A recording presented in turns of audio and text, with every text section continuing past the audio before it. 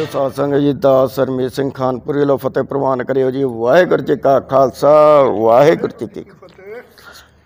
साध संगत जी आप जी दे नाल जो गल सांझी करनी सी बहुत जरूरी है।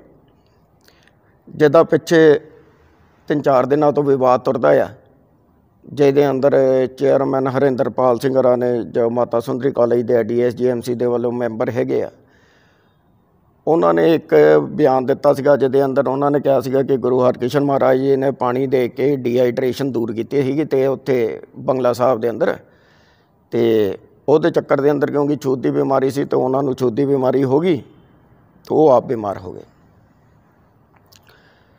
वो गल सुन के कुछ बंदे कुछ नौजवान रोष च आए, उन्होंने दफ्तर पहुँचे, उन्होंने दफ्तर चों उन्होंने बाहर कढ़ के उन्होंने कहता है कि तुसीं इत्थे बैठण लायक नहीं हैगे, उन्होंने बाहर कढ़ता है। कई संगतां नूं रोष हुंदा आ क्योंकि जदों देखते हैं कि साडी कोई जिहड़ी वड्डी धिर आ जे साडा वड्डा अधारा आ DSGMC हो गई है दूजी तीजी, अगर कोई वो एक्शन नहीं लैंदी है तो रोष आना सुभाविक आ। नौजवान गुस्से च आए चले गए, उत्थे जो होया सब ने अपनी वीडियो पा पा के दिखाई हैं।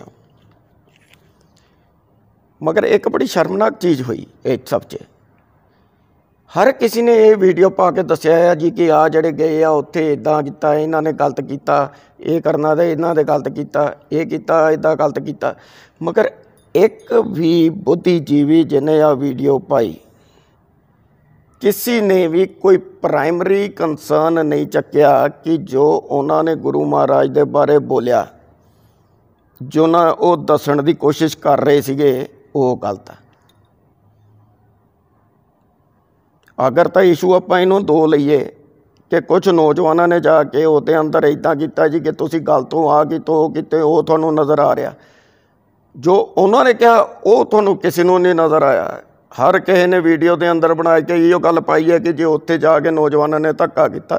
मैं सारी गल मन लेने मगर मेरे कहने का भाव की है कि इन्होंने दोनों चो प्राइमरी इशू की है, गुरु की बेइज्जती वड्डी है या इन्हों फांसी चढ़ाना जो चढ़ाना है मैनू नहीं पता, कानून बैठा है जो मर्जी करो। मगर एक भी सिख ने आ गल नहीं की कि जो हरिंदरपाल हरां ने कहा वो गलत है। होर उहदे उत्तों तर्क आते रहे, अजीब अजीब जो तर्क आए कि जल तो पानी च कोई फर्क नहीं है। उन्होंने कहता तो की हो गया, उस टाइम तो जल बहुत घट होंदा सीगा। ये जिहड़ी है सोच तुसीं बनाती, ये जिहड़ी सुपरस्टिशन आ, पहले सिख ठीक सीगे हुण सानू बामणवाद वाल पे। ये जिहड़ियां कहानियां बनाउण वाली गल आ मैनू नहीं समझ आउंदी है किहड़ी किताब चों बंदा पढ़ के आउंदा ते की करदा। गुरमत कॉलेज का प्रोफैसर होए, गुरमत कॉलेज का चेयरमैन होए इहो जी गल करदा। एक उदाहरण के तौर पर आपां गल लईए, एक सिख ने उहदे अंदर पाई है कि वो कहिंदे है कि जल ते पानी दे अंदर कोई फर्क नहीं ते अमृत उस भी कोई फर्क नहीं, कि अमृत मतलब कि जिहड़ा मरदा नहीं, जल भी नहीं मरदा पानी भी नहीं मरदा। इस करके ये सारियां चीज़ां एक है। मैं इन्हां सारिਆਂ ਦੇ सामने एक चीज़ पूछना चाहुंदा, अगर तुम एक नूं आपां कहने बाप, दूजे पासे अपने कहने पिता जी, तीजे पासे कहने पिता, पंजाबी च कई उन्होंने बुढ़ा कहिंदे आ। हुण ये चार चीज़ां इन्हां सारिਆਂ दा मतलब एक ही है, अंग्रेजी जिन्हों फादर कहा जाता। हुण अगर तुसीं किसी के घर जाते हो उत्थे बैल मारते हो जाके तुसीं उन्होंने गल करते हो या जा अपने बाप नूं बुला लिया, तुहानूं की फील होगा? और उत्थे थां ते तुसीं कहोगे कि जा अपने पिता जी नूं बुला के लिया। ये फर्क है, फर्क इज्जत का, फर्क मान का, फर्क गल करन दा, फर्क संबोधन करन दा, ये फर्क है। पानी होए जल होए अमृत होए इहदे च भी इसी तरह का फर्क है। दुनिया के अंदर थोड़े हिसाब के नाल 70% पानी हैगा जमीन दे, आप कहिंदे जे तुसीं, मगर 70% पानी पीण जोग नहीं। तो जो पीण जोग आ वो जल। तो वही जल अगर मेरे गुरु हरकृष्ण महाराज के हथों दिता जाए तो वो अमृत। मेरी इन्नी उम्र हो गई, कई जगह ते लिखा होंदा हिंदी के अंदर पीने का पानी, कई जगह होता है लिखा शीतल जल। जिथे लिखा होंदा शीतल जल उत्थे दसण की लोड़ नहीं पैंदी कि आ पीण का पानी आ, ते जिथे पानी लिखा होंदा तो उत्थे लिखा होंदा पीने के लिए। ये फर्क पानी ते जल च। असी जल पीने हैं क्योंकि असी इज्जत करते हैं, वो साढ़े वास्ते एक बहुत जरूरी आधार आ। तुसी हुण उहनूं पानी ते इहनूं रला दिओ, ये तुहाडी अपनी सोच है, क्योंकि तुसी जो सोच रहे हैं थोड़ी सोच सिर्फ इस तक है कि आपां तर्क किद्दां देना। मगर तुसी अगर तर्क भी देना होए तो भाव मार्तक जिहड़े हुंदे आ वो भी समझण की कोशिश करनी चाहिए। मैं किसी तो कह के कि तेरा बाप कित्थे है ते तेरे पिता जी कित्थे, दोनों च फर्क है। ये तो होगी पहली गल। हुण उस टाइम ते गुरु महाराज दे होंदिया उत्थे पानी सी या नहीं सी, ये कोई क्वेश्चन नहीं है। गल आ सी कि अगर डिहाइड्रेशन किसी नूं हो गई फॉर एग्जाम्पल, तो डिहाइड्रेशन का मतलब आ होंदा कि थोड़े अंदर अगर जिन्ना पानी है 70% of your body is water. मनदे जे अगर 70% थोड़े पानी है, 100 किलो का बंदा वो 70 किलो पानी है, 70 किलो पानी चो अगर 10% 15% घट जूगा डिहाइड्रेशन हो जूगी।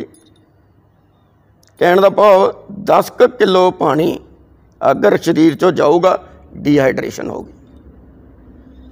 हुण जिहड़े डिहाइड्रेशन की तुसीं गल करदे जे, बंगला साहब गुरुद्वारा में जिथे गुरु हरकृष्ण महाराज बैठे सीगे, उन्होंने उन्होंने उन्ना क पानी पिलाया या उन्हों की देखभाल की? ये सोचण वाली गल। अगर महाराज ने उत्थे पानी पिला के ठीक किया तो वो पानी नहीं, वो जल सी। क्योंकि तुसीं आप कहिंदे आले दुआले कित्थे नहीं हुंदा सी, पीण वाली चीज़ जल संबोधन किया जाता।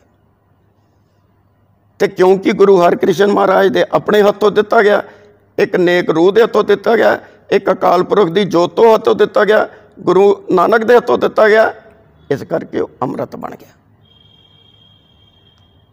मगर आप लोगों लिए, आप सब दे लिए इन्हां चीज़ों का कोई महत्व है नहीं। भगत धन्ना जी होए आ, अगर आप वांगू तर्क करना शुरू कर देंदे कि तू पुजारी मैनू पत्थर दे रहा, ये तो मैं भी बड़े देखे आ, इहदे नाल की हो जूगा, तो उन्होंने रब की प्राप्ति नहीं होनी सी। वो भोले भाव सीगा, क्योंकि उन्हें जो किया सिदक नाल कीता, तो इत्थे भी जिहड़ा सिक्ख्या वो सिदक नाल करूगा। अज साडी गल हुई DSGMC के धर्म प्रचार चेयरमैन नाल भी, जनरल सकत्तर साहब नाल भी। उन्होंने आश्वासन दिता कि इस चीज़ के उत्ते गल की जाऊगी हरिंदरपाल सिंह हरां नाल, होर अगर यह मैटर उन्होंने तो नहीं आती है तो यह जाऊगा अकाल तख्त। असी अकाल तख्त नूं समर्पित हैं, गुरु ग्रंथ साहब जी महाराज नूं समर्पित हैं। सारे जो गुरु नानक नाम लेवा बंदे जिथे भी बैठता है, आप सब नूं गुजारिश है कि इन्हां चीज़ों के उत्ते नत्थ इसी तरह पै सकती है कि अगर इन्हां नूं आ जवाब दिता जाए। इन्हां लई पानी जल ये तीन इक्को वर्ड हो सकते हैं, मगर साढ़े वास्ते इन्हां दी बहुत अहमियत है। हुण जो असी पीने हैं गुरु हरकृष्ण महाराज के दर ते जाके, वो अमृत आ। मैं बेनती करना सारे दर्शकों नूं, बेनती करना सारे नौजवानों नूं, अगर तुसीं चाहुंदे हैं कि आप जी की हिस्टरी, आप जी के गुरुआं का मजाक ना उड़े, तो आप ये सवाल चको और इन्हां नूं पुछो कि ये जड़ियां गल्लां लैके आउंदे किहड़ियां किताबां चों लैके आउंदे, और अर्ज करो DSGMC नूं कि इन्हां ते एक्शन जरूर लिता जाए।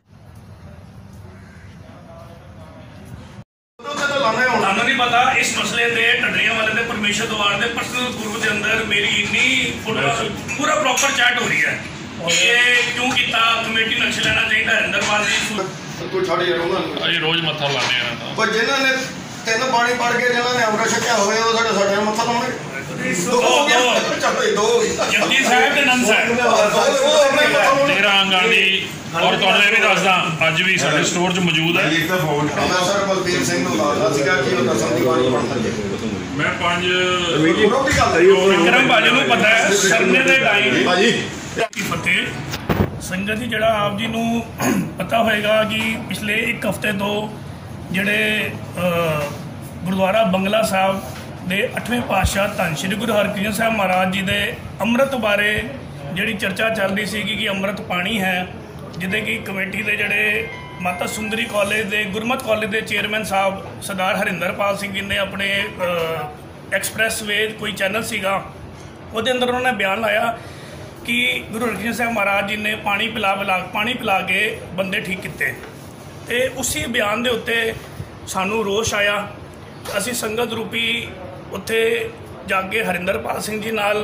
उन्होंने रूम विचों चेयरमैन के रूम चों बाहर कढ़िया वो इस करके कढ़िया क्योंकि साड़ी भी है कि असी सानू पहले कमेटी के अंदर कंप्लेंट करनी चाहिए सी एक रिसीविंग लैके इन्हां नाल गल करनी चाहिए सी तो उस जी अज असी दिल्ली कमेटी अंदर आए हैं तो साड़ी मुलाकात सरदार हरमीत सिंह कालका वीर जी जो जनरल सकत्तर साहब है ने विक्रम वीर जी ये साढ़े मैंबर साहब वीर जी गोल्डी वीर जी सारे बैठे ने साढ़े नाल अरमीत सिंह खानपुरी वीर जी सारे बैठे सीगे तो बख्शीश सिंह वीर जी सारी संगत नाल आई है तो इन्होंने सानू बड़ा अच्छा एक रिस्पॉन्स दिता है जी असी इन्होंने कंप्लेंट की है दिल्ली कमेटी को कि हरिंदरपाल सिंह जी ने जी गल बोली है ਉਹਦੇ ਉੱਤੇ ਆਪ ਜੀ ਐਕਸ਼ਨ ਲਓ ਤੇ ਉਹਨਾਂ ਦੇ ਐਕਸ਼ਨ ਦੇ ਕਰਕੇ ਉਹਨਾਂ ਨੇ ਲਿਖਿਆ ਫਾਰਵਰਡਡ to Dharam Prachar committee to take proper action ਤੁਸੀਂ ਇਹ ਦੇਖ ਸਕਦੇ ਹੋ ਤੇ ਇਹਦੇ ਕਰਕੇ ਕੀ ਹੈ ਕਿ ਅਗਰ ਇਹ ਸਾਡੇ ਧਰਮ ਪ੍ਰਚਾਰ ਸਾਹਿਬ ਉਹਨਾਂ ਨਾਲ ਗੱਲ ਕਰਨਗੇ ਕਿ ਬਈ ਤੁਹਾਡਾ ਕੀ ਸਟੈਂਡ ਹੈ